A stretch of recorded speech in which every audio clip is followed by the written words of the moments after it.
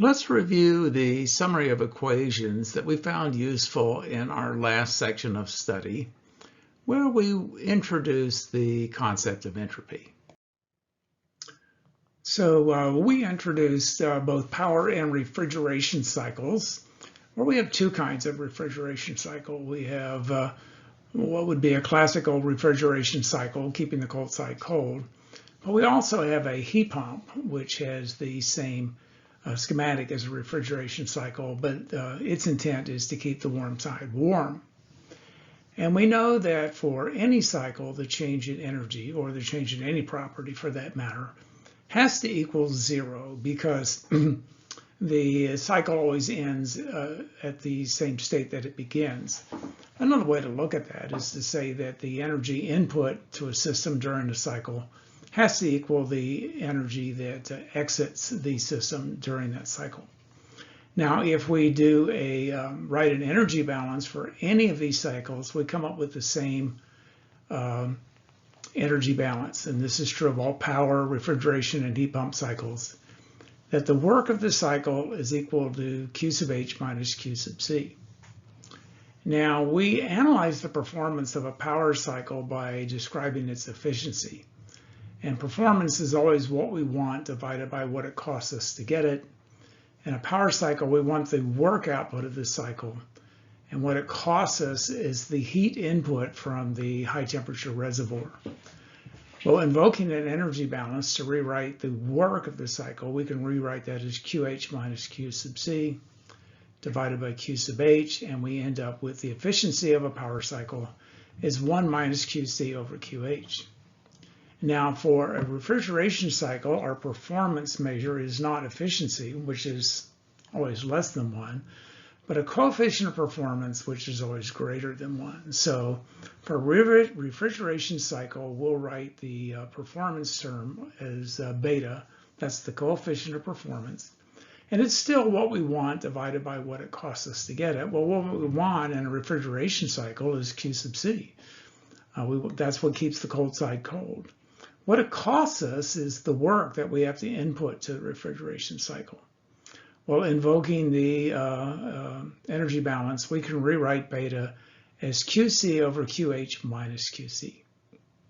For a heat pump, the performance, the measurement of the coefficient of performance will be written as gamma, and still is what we want divided by what it costs us to get it. What we want with a heat pump is to keep the warm side warm, so we're interested in Q sub H.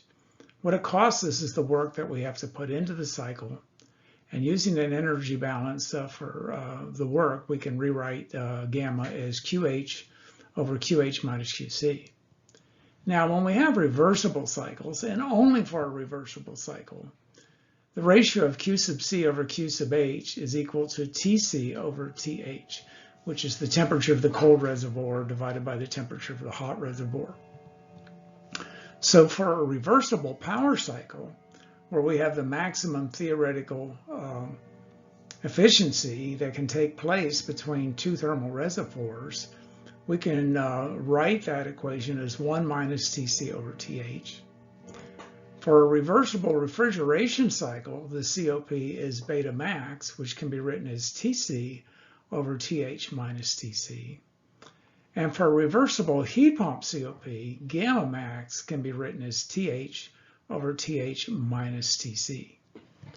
And now, there is something called the Clausius inequality, and for a closed process, we like to rewrite the inequality as an equation. Engineers prefer equations to inequalities.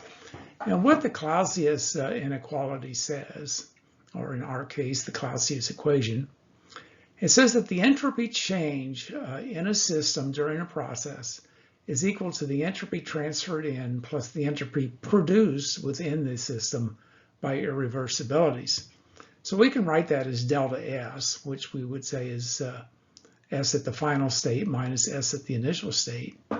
It's dq over T, which is the entropy transferred in, plus sigma, which is the entropy produced within the system by irreversibilities.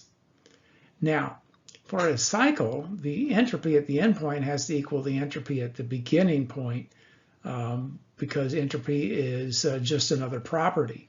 And any property in the cycle has to have that property at the endpoint equal to the property at the beginning. And so we can write this equation that the negative of the entropy around the cycle is the integral of dq over t evaluated at every boundary of the cycle. And in this case, if entropy production is 0, then we know we have a reversible cycle, because a reversible cycle contains no irreversibilities, and it's irreversibilities that produce entropy. If the entropy production is greater than 0, then we know that irreversibilities exist within this system during the cycle. And that would be a real cycle. All real cycles produce entropy because they all contain irreversibilities. Now, should we calculate that the entropy production during a cycle is less than 0, then we know that that process is impossible to take place, because it's impossible to have a negative entropy production, which would be the destruction of entropy. And the Clausius statement of the second law of thermodynamics says that it is impossible for a process to exist which destroys entropy. Now, when we have constant temperatures in the integral, we can reduce that to a summation, and we can write that the negative of the entropy production around a cycle is simply the summation at every boundary of dq over t. And this will be our most useful equation in this particular thermodynamics course when we're dealing with entropy production.